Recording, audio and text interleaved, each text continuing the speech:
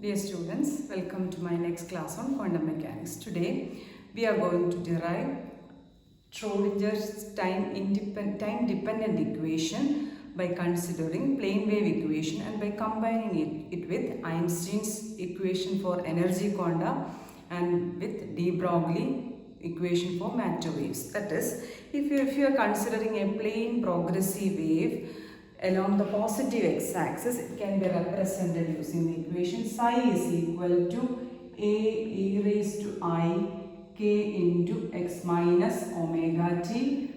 I hope you remember this equation. That k is the wave vector, x is the displacement, omega is angular frequency of a wave and t is the time.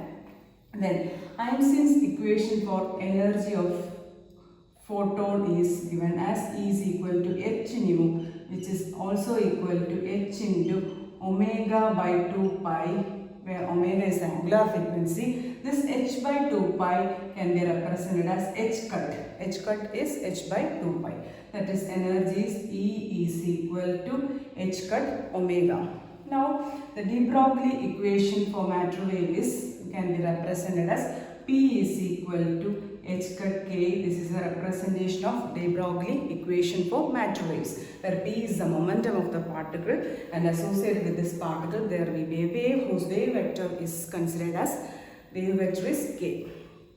Now, by substituting these two equations, let's put this as equation number 1, this is equation number 2 and this one is equation number 3. Substituting equations 2 and 3 in equation 1, what will we get?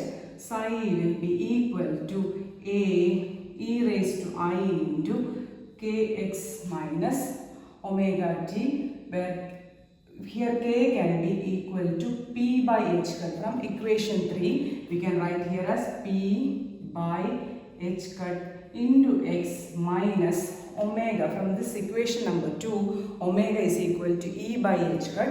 Also here e by h cut into t. Equation 1, we are substituting equation 2 and 3 into equation number 1. Equation 1 becomes psi equal to a e raised to I into p by h cut into x minus e by h cut into t. Now we have a common factor 1 by h cut in both these terms. We can take it outside. That is, psi is equal to a e raised to I by h cut into px minus e into t. Px minus et. That is psi. Now we are going to find out the first derivative of psi with respect to x. That is, since psi represents the displacement of a plane progressive wave, you know that psi depends on two quantities or two coordinates. It depends on position as well as time. Whenever a function depends on more than one variable, we'll consider only the partial derivative. So here we'll take the partial derivative, that is dou psi by dou x will be equal to taking partial derivative of psi with respect to x by considering t as a constant. This becomes a is a constant, then here this one becomes a e raised to x is derivative of e raised to x is e raised to x itself. So here we can write this as I by h cut into px minus et multiplied by the constant terms with x, that is I by h cut into p, multiplying by this term I by h cut into p. Now taking the second derivative of psi with respect to x, we will get dou square psi by dou x square will be equal to again a, again we will get e raised to I by h cut into px minus et multiplied by, one more time it is multiplied by I by h cut into p, that is, here we can write this as I by h cut into p square. 2 times you have to multiply by I by h cut into p in dou square psi by dou x square. That is, this is equal to I square is minus 1, so minus of p square by h cut square into, here again we have a e raised to I by h cut into px minus et. What is that? From equation number 1, from this equation we know that this term is psi, again psi. So this is psi, or you can write write this as equal to minus of h cut square dou square psi by dou x square is equal to p square psi. Now this is equation number 4. This is equation number 4. Now we have to take the first derivative of psi with respect to t also.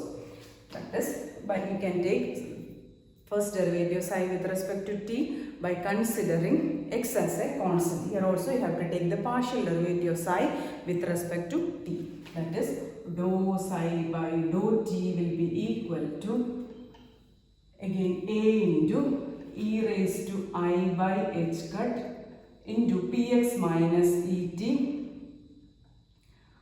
should be multiplied by minus of I by h cut into e is here. You have e.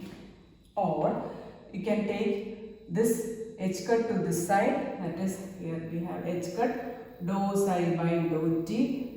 Then this I if you take to the numerator, this is 1 by minus I, which is again plus I, is equal to a raised to I by h cut px minus et is again psi. So this is I h cut dou psi by dou t is equal to psi or e psi. So this is equal to e psi. Mark it as equation number 5. So we have two equations, equation number 4 and 5. Minus h cut square dou square psi by dou x square is equal to p square psi, where p is the momentum, and here we have I h cut dou psi by dou t is equal to e psi, where e is the energy. E is the energy. Now, let us consider a particle of mass m moving through a potential v. Then the total energy acting on the particle will be kinetic energy plus potential energy. Kinetic energy will be equal to half mv square, or it can also be represented as p square by 2m, where p is the momentum of the particle. If the particle of mass m is moving with the velocity v, momentum will be equal to mv, or the kinetic energy will be equal to p square by 2m. So such a particle total energy will be equal to kinetic energy plus potential energy, which will be equal to the total energy. So the kinetic energy is half mv square or p square by 2m, plus it is moving through a potential v or v of xt. We can write it as v of xt is equal to the total energy E. You can represent total energy using capital E. Multiply this equation, you can multiply it throughout by psi. What will you get? P square psi by 2m plus v into psi is equal to E into psi. This equation becomes p square by 2m into psi plus v into psi is equal to E psi. Now we have some familiar terms in this equation. You can see that p square psi is, we can substitute for p square psi from our equation number 4, and for E psi we can substitute from our equation number 5. So what will be the result? This p square psi is minus of h cut square dou square psi by dou x square. Here you have it divided by 2m plus v psi is equal to E psi is from equation number 5. E psi is equal to I h cut dou psi by dou t. I h cut dou psi by dou t. Or this equation, this represents a Schrodinger time dependent equation. Schrodinger's time dependent equation in one dimension. This is where h cut is h by 2 pi, m is the mass of the particle, psi is the wave function, and d is the potential along which the particle is moving. Then the Schrodinger equation, Schrodinger time dependent equation will be minus h cut square by 2m dou square psi by dou x square plus v psi is equal to I h cut dou psi by dou t.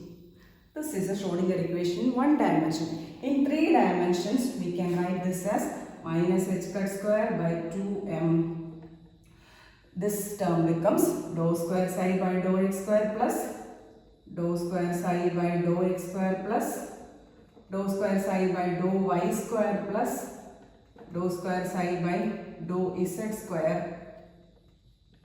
plus v psi is equal to I h cut dou psi by dou t. This dou square by dou x square plus dou square by dou y square plus dou square by dou z square can be represented as del square, or this is same as del square psi, or minus h cut square by 2m del square psi plus v psi is equal to I h cut dou psi by dou t. This is a Schrodinger equation in 3 dimensions. This represents a Schrodinger's equation in 3 dimensions. This is the Schrodinger equation in 3 dimensions. So that is the derivation for Schrodinger time dependent